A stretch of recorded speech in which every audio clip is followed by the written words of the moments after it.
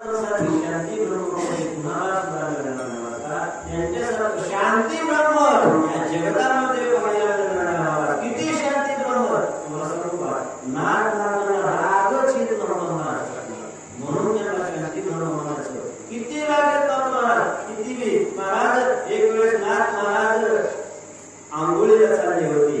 जात असताना काही लोकांनी सांगितले त्यांना शांती ब्रह्म कधी दिली, बघायचंच आपण त्यांना राग येतोय का बघू म्हणले. आणि एक जणांनी ठरवलं म्हणजे जो कोणी नाथ महाराजांना राग आणून दाखवलं त्याला त्या काळी 200 रुपयाचं बक्षीस द्यायला मिळतं. कधी त्या काळामध्ये 200 रुपयाचं बक्षीस द्यायला नाथ महाराज त्यावेळेस स्नानासाठी नाथ सागरामध्ये